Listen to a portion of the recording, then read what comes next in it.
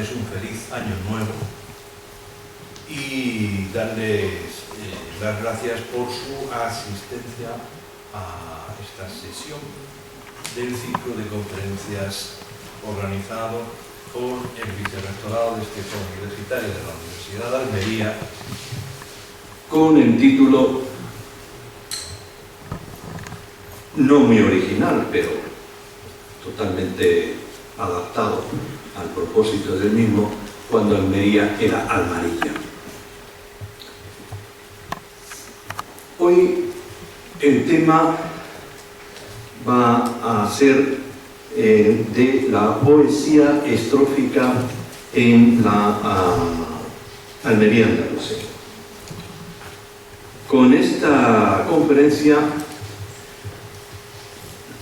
cruzamos ya el ecuador del ciclo que, según vimos en las sesiones anteriores, trataba de presentar una perspectiva general desde distintos aspectos de lo que fue el periodo de dominación islámica, de presencia islámica en el territorio almeriense.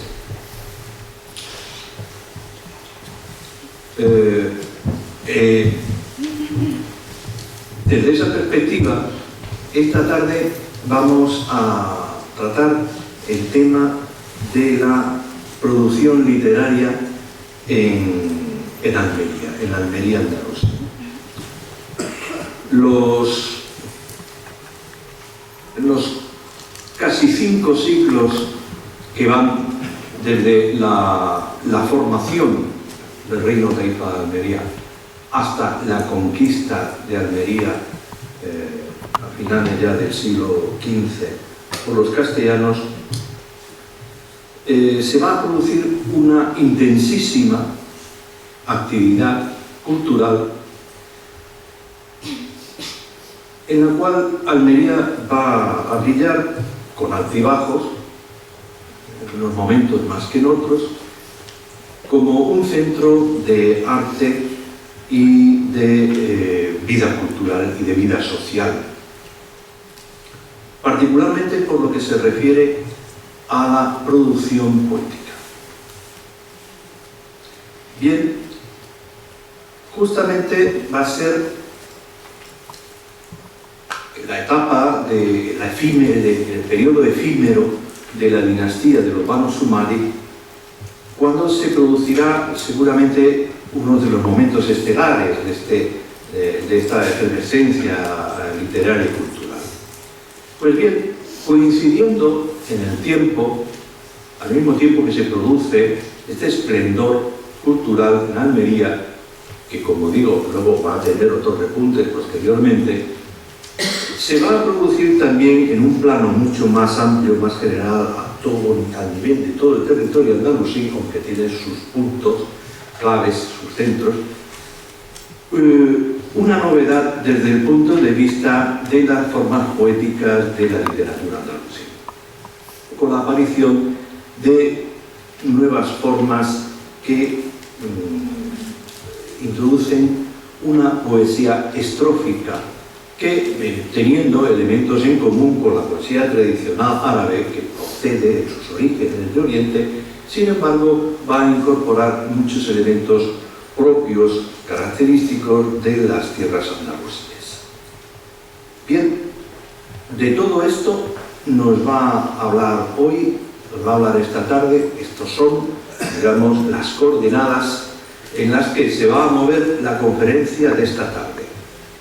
Para ello nos visita don Fernando Velázquez Basanta, que es catedrático de Estudios Árabes y Islámicos de la Universidad de Cádiz, que es un especialista en la materia, al que debemos muchas publicaciones, muchos trabajos sobre poetas andalusíes y fundamentalmente sobre los poetas que aparecen en esa obra magna del polígrafo de Loja, Ibn al-Khatib, el Granadino Ibn al-Khatib, y al que ya un título quizás más humilde, pero para mí mucho más cercano, he de decir que tengo la satisfacción de haber compartido con él muchos años de amistad y de haber compartido con él mi paso por las aulas de la Facultad de Filosofía y Letras de la Universidad de Granada, compartiendo los estudios de semíticas, compartiendo profesores y compartiendo compañeros. Nada más y le cedo la palabra a don Fernando Velázquez. Bien, muchas gracias. Ha llegado la hora, hemos estado meses gestando este encuentro y naturalmente mi primera palabra quiero que sea de bienvenida a todos ustedes que han dejado sus quehaceres personales, familiares, para acercarse esta tarde a este auditorio para escuchar lo que yo tenga que decirles, que espero que sea del agrado de todos. Me complace especialmente estar aquí porque este acto está organizado por la Universidad de Almería. Yo también soy profesor universitario y, como acaba de decir el profesor Aguirre, pues hemos compartido muchas cosas, quizás no tantas como me hubiera gustado a los dos. Por ejemplo, en el periodo de investigación no hemos hecho nunca nada en común, él ha estado muy lejos, hemos estado lejos a partir del momento en que terminamos la carrera, y eso no ha sido posible. Cada uno en su esfera pues ha hecho lo que ha podido, y es verdad que yo me he dedicado especialmente a la literatura andalusí, y ese autor que acaba de nombrar, que a ustedes deberían empezar a sonarle este y otros muchos nombres, pero este no era de Almería, era de Loja. Fue un primer ministro en la Granada de Nazarín, mediados del siglo XIV, un personaje de muchas campanillas, probablemente el granadino más ilustre que ha habido nunca. Pero bueno, no estamos aquí para hablar de Ibn al-Jatib ni de Granada, sino para hablar del milenio, para hablar de Almería. En una intervención mía anterior yo felicitaba a Almería y a los almerienses por esta ocasión. Es verdaderamente importante. Una ciudad no cumple 1000 años todos los días, y hay algunas que no tienen ni 100.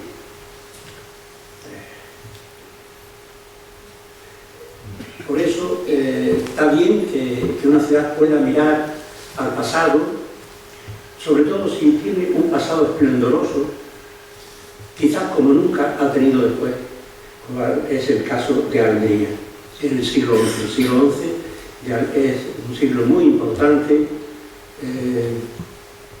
pero en toda España, pero también especialmente en Almería. Lástima que no duró mucho. A mediados del siglo XII, el rey castellano Alfonso VII, auxiliado por tropas catalanas, pues acabaron con Almería. Acabaron con un competidor, vinieron a acabar con un competidor, ¿no? La manufactura almeriense era la mejor, el puerto de Al-Ándalus, el puerto de Almería era el más floreciente del Mediterráneo en Al-Ándalus, y Almería no ha vuelto a levantar cabeza. Por eso está bien mirar hacia atrás, pero hay que conocer la historia, y la historia no se escribe solo con hechos de armas, sino que también se escribe componiendo versos en ratos libres. Porque en aquella época casi todo el mundo componía versos, no hace falta tener grandes estudios. La gente, incluso analfabeta, componía versos. Es una moda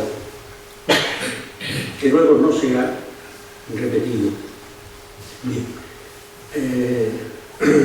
No quiero tampoco dejar pasar la ocasión de agradecer al doctor Aguirre este momento y decirle que si en el futuro la Universidad de Almería está dispuesta a celebrar no otro milenio, porque entonces no estaremos ninguno, pero sí cualquier otro evento, cualquier otra, pues él puede contar conmigo, que estaré gustoso de venir y de estar con viejos amigos, como son la mayoría de las caras que veo en esta sala, me siento verdaderamente honrado con su presencia.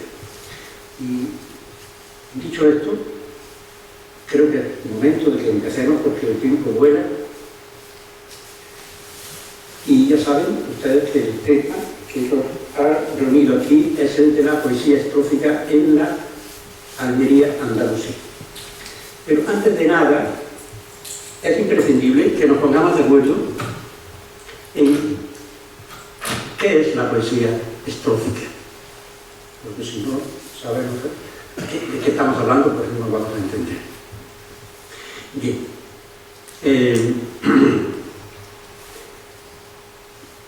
No es difícil entender lo que es la poesía estrófica si tenemos en cuenta que la poesía árabe clásica adopta básicamente la forma de la casida. Casida quiere decir poema, que es un poema cuya extensión varía desde 25 o 30 versos hasta unos 100, lo más frecuente entre 60 y 100. Las hay de mar y las hay breves, pero esa es la mayoría de las casillas. Todos los versos están compuestos en el mismo metro y tienen una rima común a lo largo de todo el poema.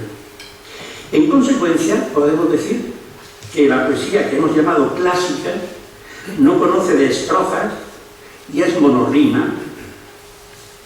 Todo lo contrario que la poesía popular o estrófica, que presenta variedad de metros, variedad de estrofas y de rimas. Hemos definido la poesía estrófica, la poesía popular,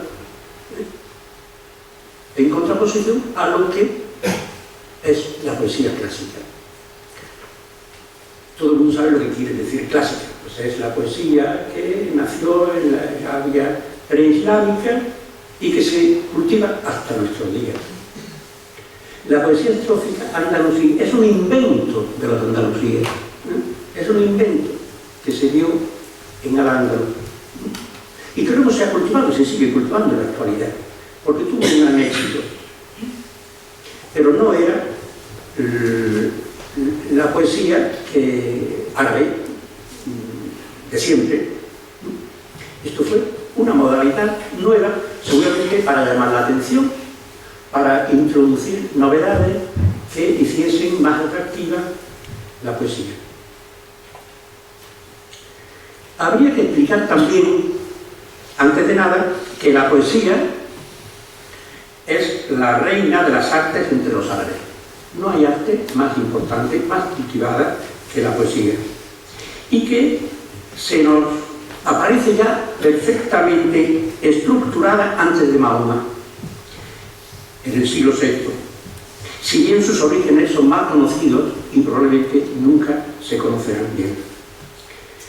La poesía árabe llegó a Al-Ándalus, pues con los árabes, con la conquista, en el siglo VIII. Y aquí, echó raíces, allá donde van los árabes, pues van con sus costumbres, con sus tradiciones y también con sus poemas. Y experimentó un gran desarrollo con un momento estelar, su momento estelar en el siglo XI. La mejor época de la poesía árabe en Al-Ándalus es la que va del siglo X, desde finales del siglo X hasta mediados del XIII. También, eso en Al-Ándalus, pero también en Almería. No se distingue Almería del resto de la península en este asunto. Como yo mismo he puesto de manifiesto en mis anteriores intervenciones en Almería en los meses pasados. Y así continuó la cosa hasta la caída de Granada a finales del siglo XV. Pero al genio andalusí no le bastó con el cultivo de esta poesía en metros clásicos y relativamente pronto, a finales del siglo IX, había llegado al principio del VIII, un poeta cordobés de Cabra, llamado Muqaddam ben Muafa, creó un nuevo poema, porque se sabe quién fue quien hizo el hallazgo, un nuevo poema en árabe clásico que al final de sus versos incorpora una coplilla en romance, en lengua romance, que se llama jarcha. Generalmente puesta esta coplilla en boca de una mujer, de manera que en la misma pieza se funden los elementos populares de dicha canción con los elementos cultos de los versos que le preceden. Es un poema híbrido, una primera parte en árabe clásico, con metros clásicos, y unos últimos versos en lengua romance.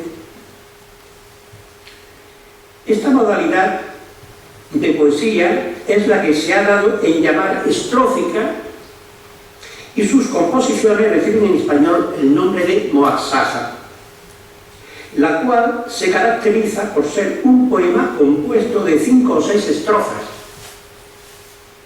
nunca más de 7. No hay ningún caso en que haya más de 7 estrofas, cada una de ellas dividida en 2 partes. Esto es muy importante.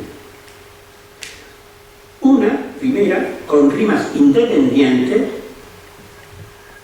que llamamos mudanzas, van cambiando, y otra llamada vuelta, que rima, o con rima, perdón, y estructura iguales a las de la jarcha, a las de la copla que se pone al final, que es la vuelta, la vuelta o estribillo de la última estrofa.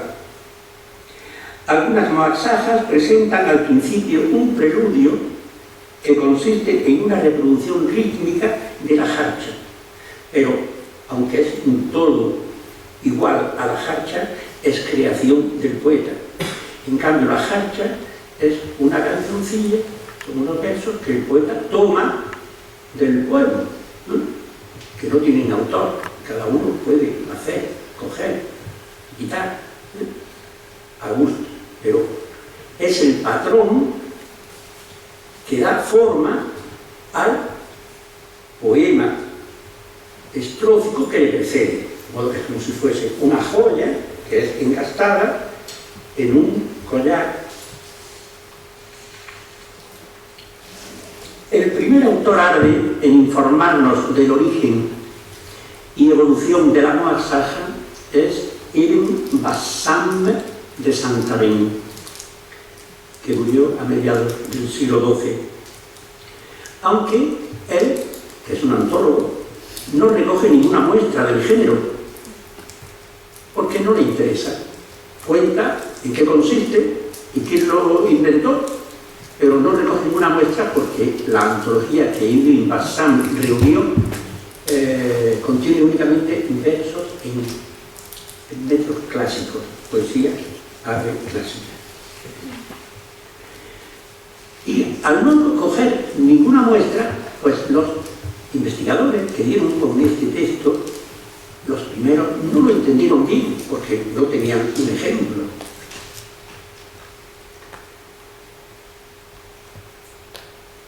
No se entendió bien lo que este antólogo de Santarém, en Portugal, quería decir, hasta que no se descubrieron las jarchas, sobre todo en lo referente a que la jarcha estuviera en una lengua distinta del árabe clásico. Eso no se comprendía, que es la lengua de la moasaja, y que existiese antes que esta. Esos dos extremos no se comprendían bien. Sin embargo, coincide, todo esto coincide con lo que decía un sabio egipcio del siglo XIII, que se llamaba Ibn Sana al-Mulk, que hizo una antología de moasaja. O sea que en el siglo XIII ya un egipcio hace una antología, señal de que el género había gustado y había llegado hasta Oriente y allí. Lo que no había hecho ningún andalusí, porque Ibn Bassam solo cuenta, solo nos dice en qué consistía el poema. El primer antólogo que recoge un buen puñado de moasajas es un egipcio del siglo XIII. Y además de hacer la antología, y plasmó también en esa obra, que se llama Dar al-Tiraj, una preceptiva del género. O sea que también se explica en qué consiste.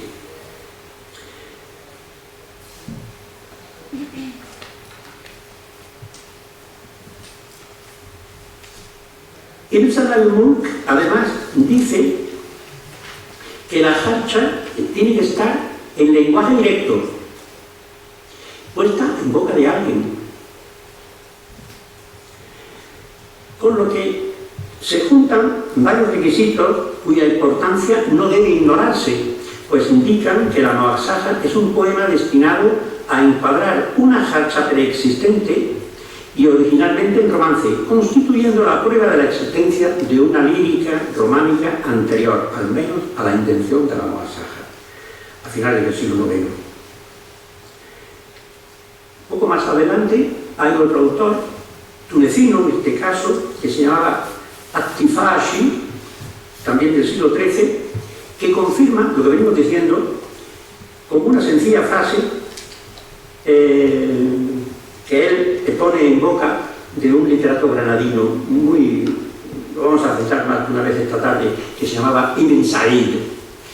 Decía Ibn Said: el canto de las gentes del Andaluz era en lo antiguo, o bien por el estilo de los cristianos, o bien por el estilo de los camelleros árabes. ¿Esto qué quiere decir? Pues que en un principio cada uno, los invasores árabes, hacían sus canciones por su lado y los cristianos, la población autóctona, por el suyo. Luego esto se fundió en los Muhasaja.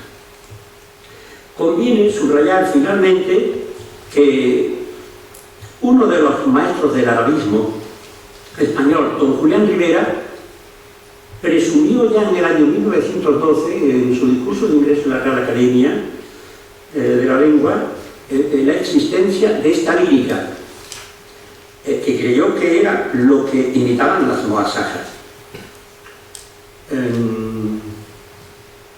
La bibliografía sobre este tema es muy abundante y sigue creciendo. Desde el descubrimiento de las Muhasajas, que ocurrió, al parecer, allá por 1830, un autor alemán que se llamaba Freital, y luego por un francés que se llamaba Hammer Pustar, y publicaron artículos, el primero un libro, el segundo un artículo, pues dando noticia de la existencia de estos poemas. Pero la fecha más importante es ya del siglo XX, el año 1948, la fecha del descubrimiento de las jarchas romances contenidas en Muhasajas hebreas. Es conocido que en Al-Ándalus destacaron mucho los judíos, y los judíos estaban completamente arabizados y escribían y componían en árabe, sin perjuicio de que algunos lo hicieron también en hebreo. Pero todos conocían el árabe y lo manejaron muy bien. Y en el año 1948 se publicaron las primeras jarchas romances insertas en Muhasajas hebreas. Lo hizo un profesor judío que se llamaba Samuel Miklos Sterne, en la revista Al-Ándalus. 4 años después, en el año 1952, don Emilio García Gómez publicó otra serie, una nueva serie de Muhasajas con jarchas romances, también en la revista Al-Ándalus. Pues bien, a partir de estas dos fechas, que son las verdaderamente importantes, 1948 y 1952, es cuando se dispara la bibliografía. Son centenares los libros que se han escrito sobre este tema, que han dado lugar a una polémica muy agria, una polémica muy seria y en algunos extremos hasta desagradable, natural, como puede ocurrir en estos casos, porque el tema se ha convertido en la polémica mayor que atañe a la filología española y árabe.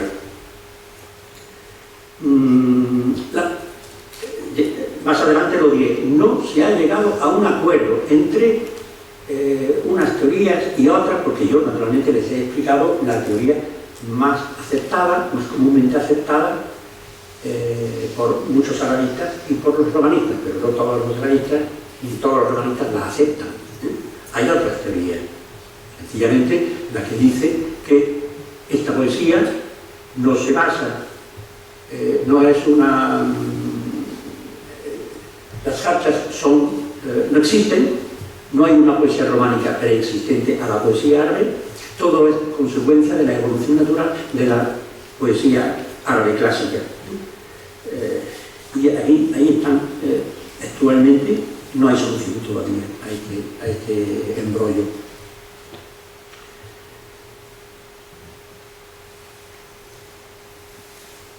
Bien, no les voy a cansar con nuevos datos bibliográficos, pero sí decirles que los romanistas se dieron cuenta de la importancia del hallazgo y ya en 1949 Dámaso Alonso publicó un articulito muy importante que se titula Cancioncillas de amigos mozárabes. Y luego, en el 1951, Menéndez Tirár continuó con un trabajo titulado Cantos románicos andalusíes, continuadores de una lírica latina vulgar, y hasta el presente. Para terminar con esta digresión bibliográfica, les recomendaré un artículo de Emilio García Gómez que se titula La lírica hispanoárabe y la aparición de la lírica románica, publicado en Al-Ándalus en el año 1956, que contiene la mejor exposición sobre la génesis y el desarrollo de la Mogasaja. Por no insistir con su famoso libro titulado Las jarchas, romances de la serie árabe en su marco, que se publicó en el año 1965.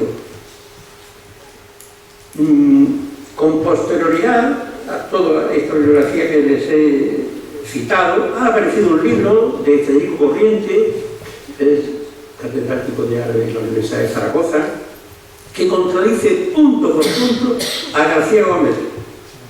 Todo lo que yo les he dicho, sin aportar, a mi juicio, prueba fehaciente de su nueva teoría, basada en lo que podríamos llamar métrica acentual adaptada. Ese libro se titula Poesía dialectal árabe y romance en Al-Ándalus y se publicó en el año 1998. Como yo no voy a extender mucho, al final, si quieren, pues podemos profundizar en estas cuestiones. Solo aclararles previamente qué quiere decir esto de métrica acentual adaptada. Lo van a entender muy fácilmente. La lengua árabe, como la lengua latina, tiene una métrica de acento o de tono cuantitativo. La poesía consiste en una oración en la que alternan las sílabas breves y largas.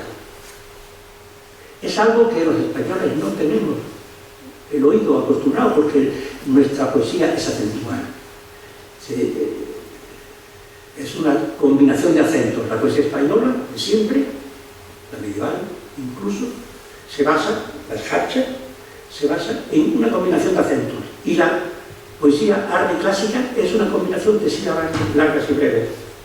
Entonces, lo que Corriente hace es adaptar la métrica de la poesía árabe clásica que se codificó en el siglo VIII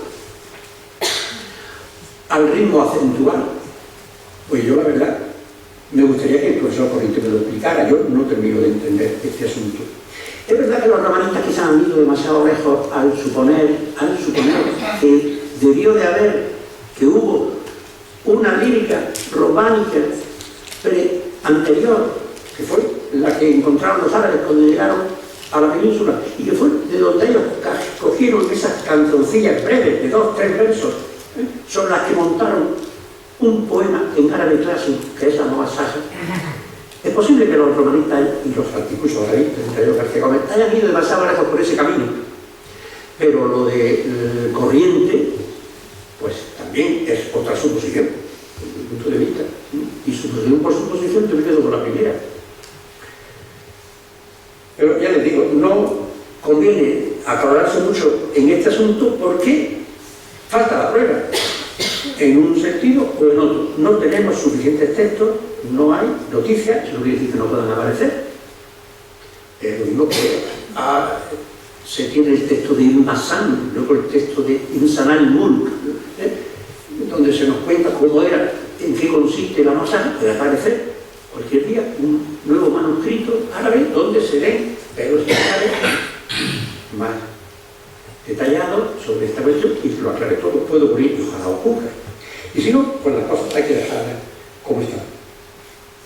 Es interesante comentar que la invención de la muaxaja refleja el estado de bilingüismo de la sociedad andalusí, hasta por lo menos la llegada de los almohades a mediados del siglo XII. Ya a partir de los almorávides ya el bilingüismo andalusí ya empieza a desaparecer. Los cristianos se incorporan a la cultura superior de los árabes, aprenden árabe y escriben y componen en árabe. Y el romance pues, va desapareciendo. Ya con los almohades, definitivamente. Las jarchas más antiguas que conservamos son del siglo XI, son las taifas. Luego hay, en el siglo XI,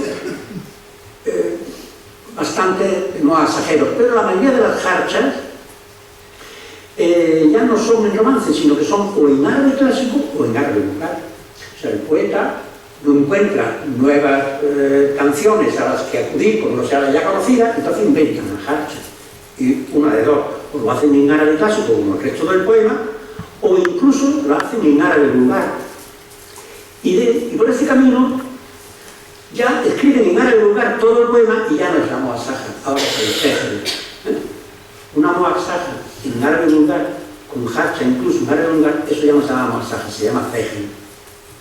De modo que podemos decir entonces que si esto es así, el fejel es la evolución de la muaxaja. Bueno, pues Federico Corriente considera que no, que el fejel es anterior y que lo que los muaxajeros hicieron fue coger unos versos de un fejel antiguo, en árabe vulgar, algunas veces con palabras romance, pero porque no hay jarchas enteramente en romance. Las hay con más o con menos palabras, pero enteramente en romance no hay ninguna. Y de esa manera se construyó la muaxaja. ¿Se dan cuenta hasta qué punto hay aquí disparidad de criterios? Es verdaderamente un asunto muy interesante, apasionante incluso, pero de difícil solución. Mientras no aparezcan pruebas fehacientes en un sentido o en otro. La Bajira de Ibn Bassan, que es la obra en la que estaba la noticia de la existencia y de cómo se había inventado la muaxaja, después de hablar del inventor, a quien llama Muhammad ben Mahmud, ahora no se llama Muhammad ben Muafa. Muhammad ben Muafa lo dice Ibn Said, a quien luego copia, diríamos, Ibn Khaldun. De ahí viene el nombre de Muhammad ben Muafa como inventor de la muaxaja. Pero Ibn Bassan realmente, a quien se lo adjudica el invento, también a un poeta de Cabra, pero no lo llama ben Muafa, sino Muhammad ben Mahmud. Bueno, Tomillo García Gómez escribió un artículo sobre el asunto donde viene a demostrar que los dos nombres se refieren a la misma persona. Muy bien, después de Muhammad ben Mahmud, cita al cordobés Ibn Abderrahmani, que es un autor de mediados del siglo X, como primer continuador del género, pero no se ha conservado ninguna muestra de este poeta, un literato de campañas importante cordobés del siglo X, como tampoco del también cordobés Ar-Ramadi, ya muerto a comienzos del siglo XI. Las piezas más antiguas que han llegado hasta nosotros son dos muaxajas de un poeta cordobés llamado Ubada ibn Ma'asama. Siento decirles sus nombres, son así, no puedo decir otra cosa. Lo bueno sería que ustedes leyeran cosas y se familiarizaran con ellos. Ubada ben Ma'as-Samán quiere decir, no vamos a traducir Ubada, pero ben Ma'as-Samán quiere decir el hijo del agua del cielo. Ma'as-Samán probablemente es un apodo de su madre. En árabe normalmente las cosas tienen un sentido muy poético, tienen un gran sentido de la poesía y hasta en las cosas más corrientes. Para decir buenos días, ellos no dicen buenos días, ellos dicen el día es como la espuma, o el día es como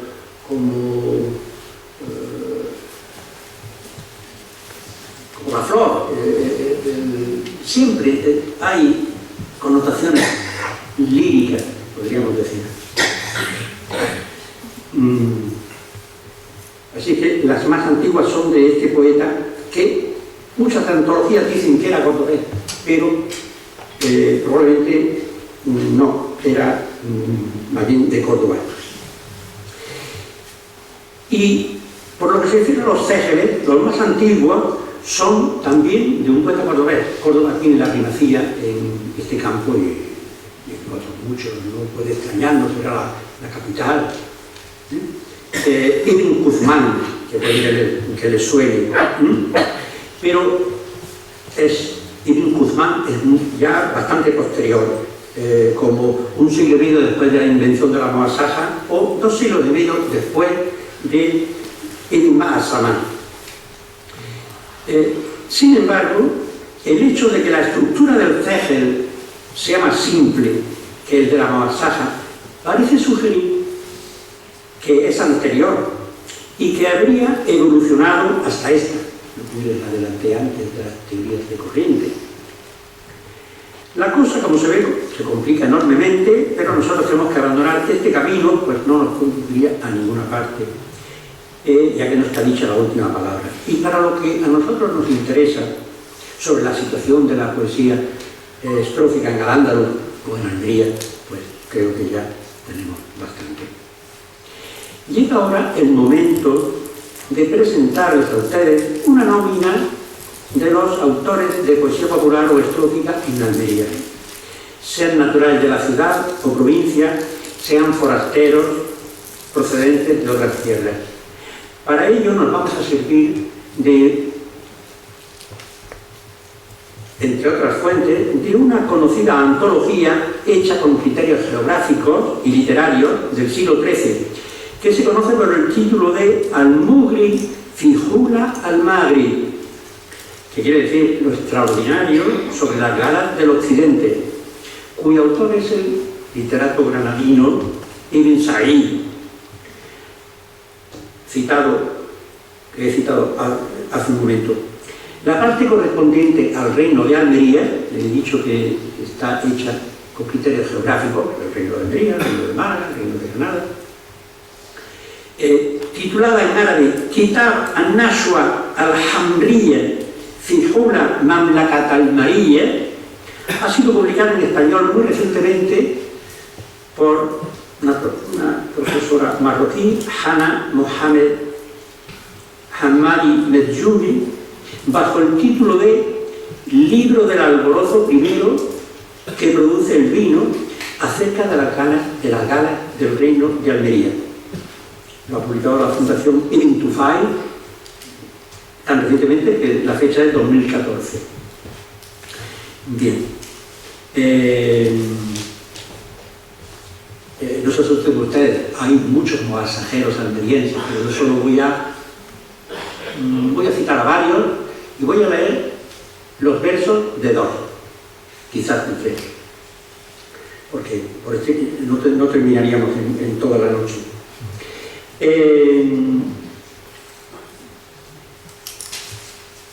Les voy a decir brevemente los nombres. El primero que me ha llamado la atención es un almeriense que ha tenido mala suerte, porque ha habido, las fuentes solo dicen que era un poeta de la corte de Al-Mutasim, pero cuando algún autor medieval lo cita, hay quien dice que era malagueño, o granadino, o sevillano, y no hay ninguno que diga que era de Almería. Es posible, puede ser de algún sitio, tampoco están tan lejos de estas ciudades o estas provincias que venir a trabajar a Almería. Pero él tiene unos versos en los que él mismo dice que era de Almería. Pues vamos a darle crédito, ¿no? Era de Almería. Su nombre es Ibn Ubada al-Kazzaz. Este mote quiere decir el sedero, el que trabaja con la seda o vende o trafica con la seda. Y es el más antiguo de los conocidos de Almería, y el más y el mejor. Lo dicen las propias fuentes árabes. Es el mejor muasajero del siglo XI, no de Almería, sino de todo Al-Ándalus. A mí me sorprende que Almería nunca se le nombra cuando se habla de poesía estrófica andalusí. Siempre aparece Granada, aparece Málaga, aparece Sevilla, aparece Córdoba, Valencia, incluso Zaragoza. Y Almería no se le menciona. Y no se le menciona porque se ha ignorado el dato de que este poeta almeriense no era ni de Málaga, ni de Córdoba, ni de Sevilla, ni de Granada, era de Almería. Tenemos que citar también a un poeta de Benja, Ibn Sharaf, un poeta de Marchena, Ibn Haraudas, otro almeriense, Ibn al-Marini, probablemente es una errata por Ibn al-Marini, es decir, el almeriense. Otro, que en los libros aparece como murciano, pero que puede ser también de Almería, Ibn Hazmún, que son todos ellos del siglo XII. En el siglo XIII hay un gobernador de Almería que compone muasajas que se llamaba Ibn Siclar, y no podemos dejar de citar a un cegelero ilustre de Almería, con un nombre un poco extraño, Mudgallis o Margallis, que hay quien dice que significa el que mastica algodón, una manía de niño. Utilizaban el algodón para meterlo en los tinteros, meter un algodón en los tinteros para evitar que la tinta se evaporara, no sé por qué, si está con un algodón no se va a evaporar la tinta, pero en fin, eso se dice. Y el niño le dio por mascar este algodón y este es el mote que lo caracteriza. Es contemporáneo de Ibn Quzman y ha sido exhaustivamente estudiado y publicado por Federico Corriente, el catedrático de que hemos hablado de Zaragoza. Y en un apéndice breve voy a nombrar unos cuantos poetas de Almería de los que se siguen cantando sus versos en el norte de África. Hay una antología publicada en el 2009 de Tetuán que recoge mucha poesía andalusí y otra magrebí, por supuesto.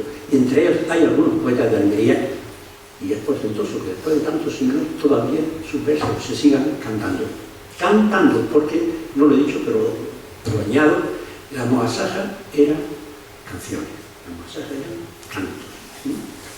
A veces con coro, los estribillos, los hacían los coros, y las mudanzas las hacían las vueltas y los estribillos, el coro y las mudanzas el solista, con música, etc.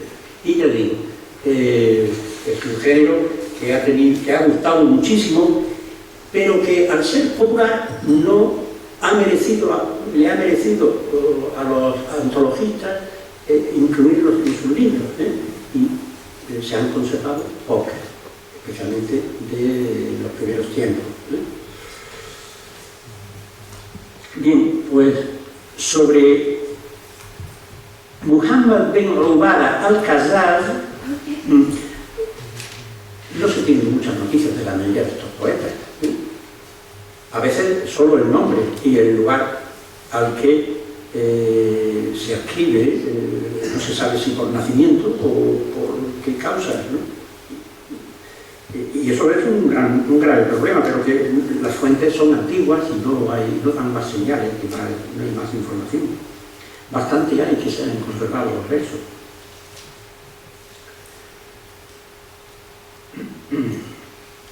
Pues bien, voy a leer el juicio que le merece a Ain Said la obra de este Alcázar. Decía así Ain Said: el primero que sobresalió en este género, después de Muqaddam bin Mu'aza y de Ibn Abd-al-Rafiq, que son los primeros cultuadores del género, pues el siguiente importante fue Ubada al-Qazaz, poeta de Al-Mu'tasim bin Sumadih, señor de Almería. Un sabio de Badajoz llamado Alam cuenta haber oído decir a Aben Zohar que todos los autores de Muashajas están en deuda con Ubada al-Qazaz, refiriéndose a la Muashaja de este, en que describe la hermosura de su amada con estos versos: un plenilunio, un sol matinal, una rama que se mece sobre la duna y un odorífero almizcle. ¡Qué perfecto! ¡Qué perfecta la luna! ¡Qué brillante el sol del mediodía! ¡Qué floreciente la rama de la duna! ¡Qué fragante el almizcle! Yo estoy añadiendo a qué se refiere, pero el texto no está, evidentemente. Y termina el verso: mirarla queda prohibido, pues hacerlo de seguro es caer rendido.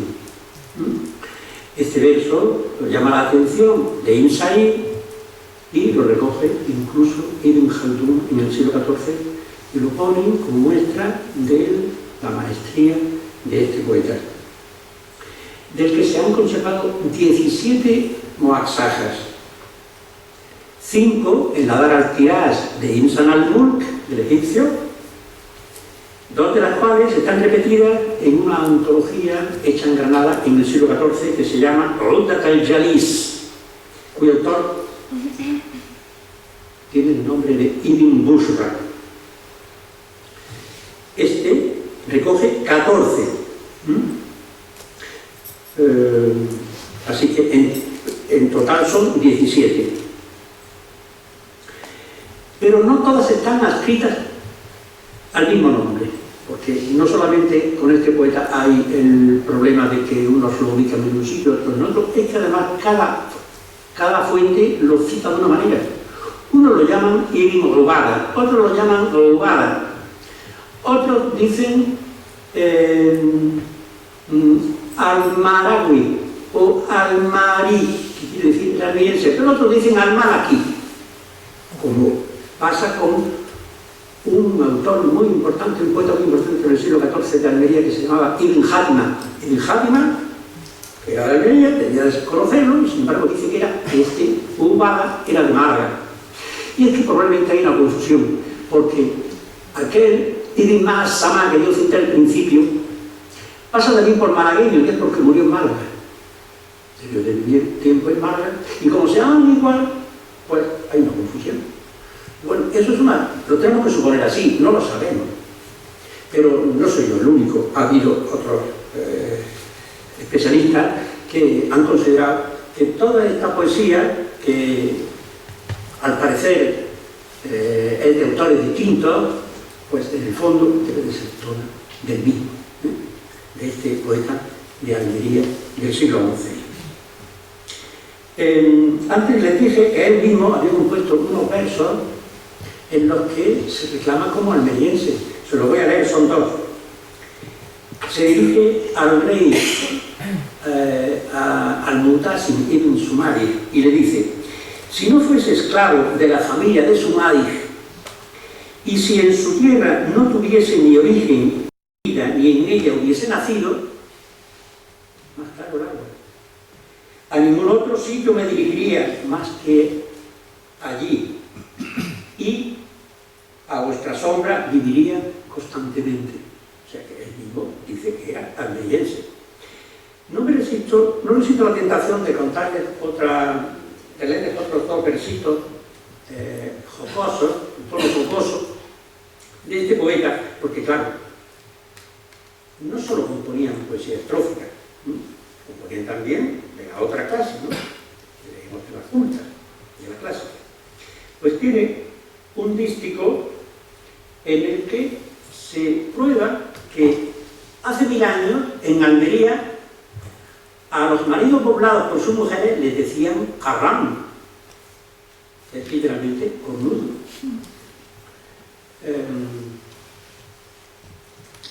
Por estos versos se ha supuesto que esa costumbre de llamarle cornudo a los maridos poblados es cosa árabe. Y lo más seguro es que no, es que sea que los árabes lo aprendieron, porque ya se usaba en Oriente. Se usaba ya en Oriente, esto no es un invento andalusí. Sí puede ser árabe, lo que no era al-Ándalus. Hay un articulito en la revista Al-Ándalus sobre la cuestión. Dicen así los versos: los patanes de Almería te han robado la novia, patán de Jaén. Tú eres alcorquero, o sea, zapatero, ¿no? Ese de zapatero que hacía zapatos de madera, que en árabe se dice carraca. Tú eres alcorquero, pero ellos han borrado la cabeza del segundo kaf para llamarte carrán. Está haciendo un juego con la letra final de las dos palabras. Si carrac termina en Q y carrán en nun, si se modifica levemente, se quita la cabeza a la Q de carrac, pues queda carrán. Es una curiosidad. No es poesía popular, es poesía clásica. Bien.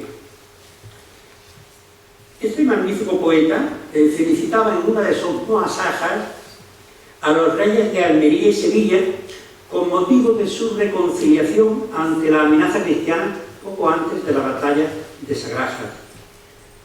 Y les ofrezco la última estrofa y la jarcha dialectal de esa muasaja. Dice así: todo el mundo de ellos se precia, entre los nobles ambos son uno, y las palomas en su enramada cantan. Las palomas. ¿Quién supo o conoció cuando hubo dos reyes como Al-Mu'tasim y Al-Mu'tami? Es lástima que estos poemas en su conjunto están sin traducir.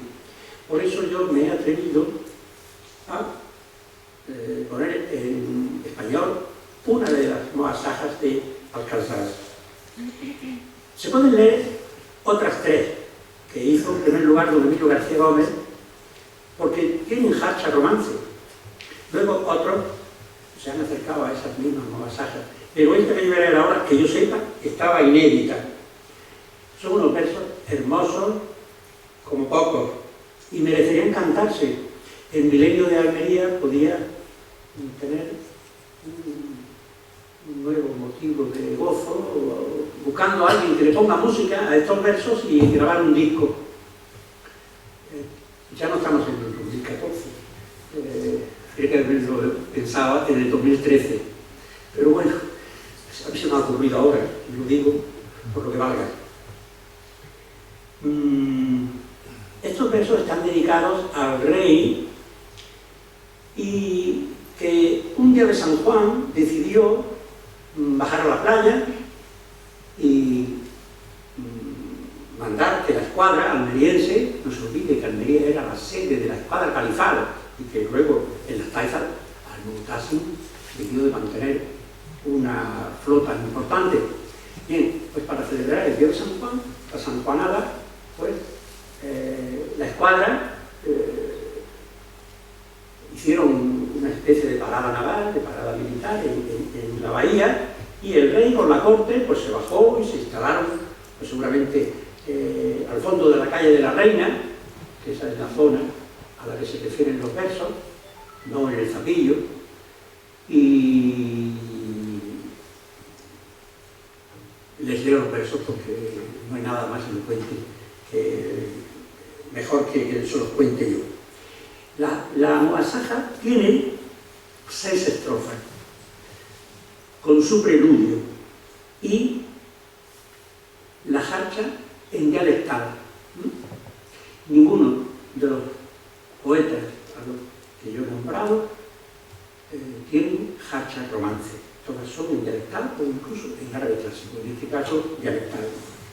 Dice así el preludio, que es, diríamos, un calco de la moasaja, perdón, de la jarcha. ¿Cuántas doncellas con talles de ben, el ben es un árbol, bajo bucles de lunas cuellargas y con yemas y falanges cual ramas de anam, otro árbol, son incapaces de hacer reproches a quien las guarda? Dice la primera estrofa. Primero leo la mudanza y luego viene el estribillo, la vuelta. Son ariscas gacelas, porque las moasajas suelen tener siempre una introducción erótica. El poema está pensado para alabar al rey, pero comienza con estas disquisiciones amorosas. Son ariscas gacelas, cuyo cazador es el león. No tienen cubil salvo los corazones apasionados. Estar cerca de ellas es una boda y hallarse lejos un funeral. Esos labios rojos revive por ellos el enamorado. Tienen miradas soñolientas que miran a quien pena. Y ahora viene el estribillo. Con los ojos de las gacelas sonríen, dejando ver perlas ensartadas. Dicen los envidiosos que deben ocultarse en el interior de los corazones. La segunda estrofa. Yo amo a una gacelilla encantadora, cuyo amor hacia mí, qué matador es. Han convertido en pájaros sus miradas a mi triste corazón, que no deja de estar desconcertado por una pasión que lo consume, pues al haberse hecho aquella gacelilla poderosa, apenas si obra con justicia. Y el estribillo. Oh juez injusto que oprimís a quien no tiene culpa, temed el castigo del misericordioso, cuando dirima entre el inocente y el pecador. Vos habéis castigado al enamorado injustamente, y él no ha pedido ayuda, oh castigador. Tercera estrofa. Hay de aquel a quien se le ha despertado el deseo de un amante olvidado. Ahora se lamenta por su propia situación. La estrofa anterior está dirigida a la amada que se porta injustamente con el amado. Ahora está lamentando su situación. Hay de aquel a quien se le ha despertado el deseo de un amante olvidado. Ha decidido ahogarse en lágrimas quien, teniendo los ojos secos por la injusticia, palpita su corazón afligido como si estuviera prendido en aquellos cuellos. Y yo hubiera inquirido, ¿quién es el que regaló a mi corazón los latidos, diciendo, levántate y mira en la playa los estandartes de las naves que corren hacia ti? Y luego interroga a las primeras luces del alba.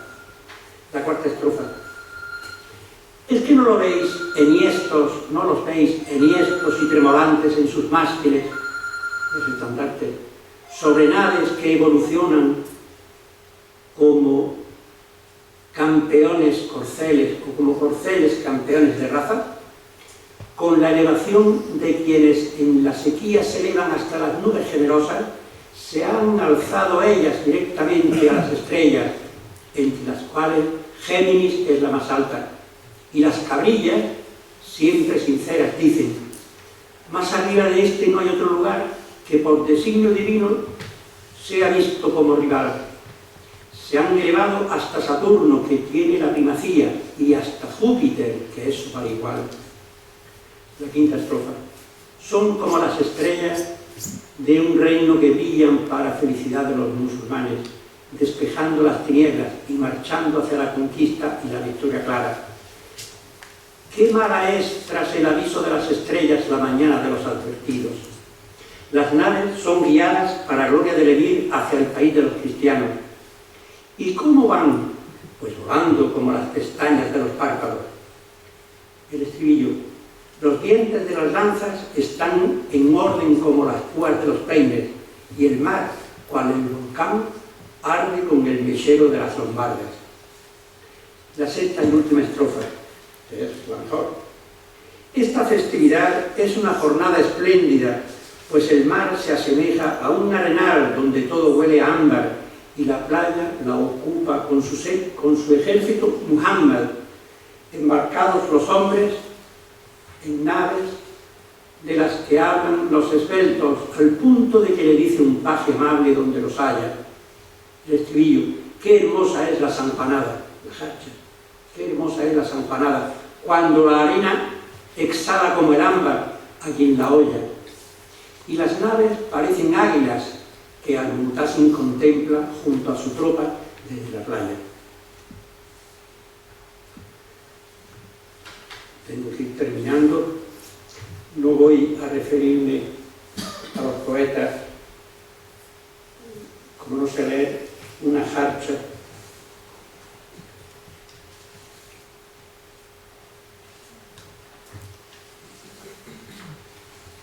He tenido mucho tiempo para preparar esto y ahora no se puede utilizar de normal. Ustedes tampoco hay que cansarles en exceso. La jarcha de poeta que yo cité antes, como Ibn al-Marini, dice así: sé cariñoso conmigo. Decíamos que se ponía en boca de una mujer. Sé cariñoso conmigo un poquito al quitarme los vestidos. Por Dios, señor de los guapos, que no sabes de mí nada.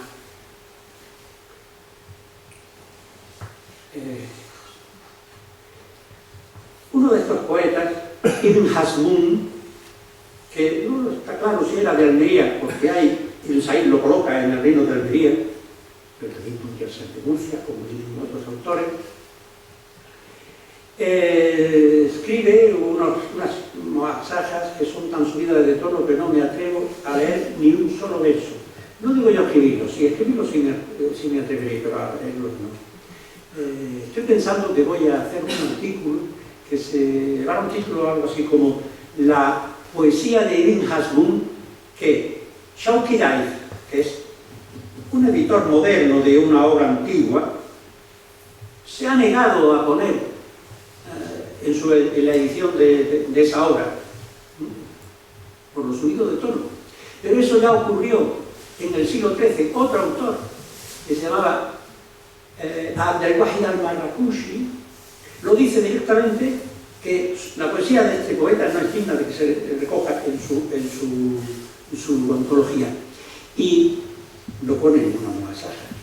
Sí pone unos versos dirigidos a un general que, por lo visto, estaban llenos de insultos y de procacidades tan grandes que el antologista lo que hace es arreglarlo para que se puedan publicar. Bueno, pues eso voy a decir yo, que los versos de Ibn Hazmún, que ni Shawki Daif ni Abdelwahid al-Marrakushi se atrevieron a publicar, porque es justo que se publiquen, porque para eso se escribieron y se han conservado, y de hecho los ha publicado un profesor egipcio de la Universidad de Alejandría, hace unos cuantos años ha hecho una gran recopilación de moasajas Andalusía, y entre ellas hay 3 de Ibn Hazmún, que son estas, tan subidas de tono, verdaderamente son increíbles. Yo he leído poesía erótica, pero como esta, no. El gobernador de Almería era del siglo XIII, ya muy tardío, pero escribe una moasaja, escribe 2 realmente, yo he traducido una, que dice así: amado mío, dime por Dios, pues tú olvidas, ay de ti, que yo sufro. ¿Por qué sangran los corazones cuando no estás? ¿Y por qué lloran los ojos en tu ausencia? Me refería naturalmente a la jarcha. Son poemas de amor muy bonitos, que no sé por qué a nadie les ha llamado la atención para ponerles música y cantar. No todas las masas, quizás, pero sí las jarchas son dignas de popularizarse. Del apéndice, pues voy a contarles a ustedes que hay una poetisa granadina, muy conocida, del siglo XII, del siglo XII, que ha pasado a la historia como una mujer procaz, porque se codeaba con poetas mal hablados, tabernarios. Yo he podido demostrar que eso es cierto, que siendo eso cierto, ella no era una mujer vulgar, una mujer del pueblo, era una mujer culta, perteneciente a la nobleza granadina. sé por dónde se le conoce por Alculaïya, porque hay fuentes que le llaman Alcalaïya y se le ha puesto en relación con Alcalá Real, porque Alcalaïya en Granada no hay ninguna Alcalá famosa, pues la más cercana es Alcalá Real, pues Alcalá Real no. Probablemente el origen su origen es de Alcolea, cerca de la Ujar de Andalá. Alculaïya, pero en fin, ella era granadina, su familia también.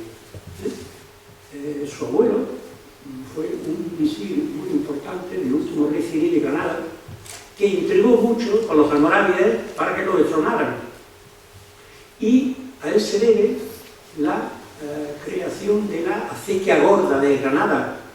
Muchos de ustedes la habrán oído nombrar, todavía es una maravilla, la acequia gorda trae el agua del Genil, la reparte por toda la vía de Granada, es una cosa increíble, verdaderamente increíble. El caudal de agua que conduce, tiene ya 1000 años y sigue en funcionamiento. Pues bien, el hecho de que perteneciese a la nobleza no quiere decir que no fuese una mujer procaz, evidentemente. Y tiene versos muy subidos de tono. Se conserva una anécdota de esta poetisa con Ibn Quzmán, el cegelero, y otros poetas por el estilo, que se celebró en una finca de la Zubia, que siempre decirlo que está cerca de Granada, que tenían allí los manos ahí. En ese día, Ibn Quzmán terminó en una alberca, con todos los equipajes que llevaba, y salió diciendo cosas horribles contra Natú, porque seguramente fue ella la que lo empujó o invitó a otros a que lo hicieran. En fin, acabo de decir su nombre. Esta poetisa se llamaba Nashum. Aparece en todos los libros que hablan de poesía granadina. Bien, se ha conservado una muasaja de esta poetisa. Creo que dada ya la hora y el rato que llevamos, no se la voy a leer, pero sí la Harcha, es muy dicharachera, podríamos decir. Mi introducción dice así, ella se refiere a la madre. Me desea si no me ve, sí, me desea, mas si me ve, da media vuelta como si no me viera. Cosa propia de enamorado. Hay también, ya les digo, esta poetisa y algunos más son autores que se siguen cantando en Marruecos, Argelia, Túnez, pero especialmente Marruecos. Hay también un sabio de los Vélez, el famoso Al-Dabbi, autor de un diccionario biográfico importante, al que no se tenía noticia de que hubiera compuesto poesía estrófica, pero aquí tengo yo 2 versos suyos que aparecen en esa antología como de poesía popular. Está otra vez Ibn Sharat de Berja, y por último se siguen cantando en Marruecos versos de Ibn Játima, que es el mejor poeta almeriense, del siglo XIV. Fíjense la vitalidad del género. Se inventó la muasaja en el 9, en el siglo IX, y todavía en el siglo XIV un poeta de Almería escribió como mínimo 19 muasajas que están traducidas al español en su diván, que se editó, se publicó, creo que fue en 1975 en la Universidad de Barcelona, por una profesora de Madrid que se llamaba Soledad Giver. En Marruecos se siguen cantando estos versos de Ibn Játima. Es el preludio y la primera estrofa de una muasaja. Qué dulce eres, astro de la noche, cómo te deseo, en mi pecho tienes tu morada y tú no sabes nada. Y dice la primera estrofa, la belleza se queda perpleja ante tus mejillas, la rama tiene celos de tu cintura y la mente se obsesiona con tu amor. Y la Harcha, ¿quién te hizo tan dulce? Por tu belleza, qué dulce eres, nunca te olvidaré, tentación de ascetas hasta el día del juicio. Y ya solo me queda un minuto. La Moaxaja, según Emilio García Gómez, para terminar, es el más estupendo caso de fusión de las poesías de dos pueblos diferentes que probablemente el más estupendo caso de fusión de la poesía de dos pueblos que probablemente se conocen en la historia. Perdonen, pero es que no veo bien. Pero no se puede magnificar su importancia, ya que su bilingüismo, su carácter híbrido, la convierten en una suerte de poesía inferior. Razón por la que la mayoría de los autores árabes la deja fuera de sus obras. No por desdén, pues gustaba mucho y a todo el mundo en Al-Ándalus, sino porque lo que gusta no siempre parece digno de ser recogido en la antología. Lo que no quiere decir que la Moaxaja no haya tenido una enorme difusión en todo el oriente musulmán. En el siglo XI, un sabio cordobés, Ibn Hazm de Córdoba, pues ya presume de que las Moaxajas circulan por Oriente en el siglo XI. O que no se haya seguido cultivando, tengo bibliografía y no termino de ver, o que no haya sido imitada incluso en algunos países europeos, especialmente en Francia e Italia. La poesía de los trovadores, etc. O que no se haya seguido cultivando en la Granada nazarí, como prueba la existencia de las Moaxajas en Játima, en Almería, pero en la época nazarí, con auge extraordinario, como prueban las colecciones de Moaxajas en Játima, de Ibn Busra y del mismo Ibn al-Jatib. Y en el norte de África, a tenor, por ejemplo, de las innumerables ediciones del cancionero de Al-Hay, un músico de Toní del siglo XVIII, o del repertorio de Al-Shahashur, que es del que yo he sacado las muestras de Nashum y otras que se cantan en la actualidad. Y nada más. Muchas gracias.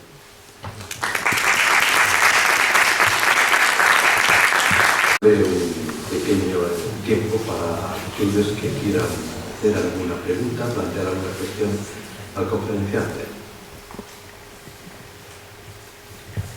Bien, si no hay ninguna intervención,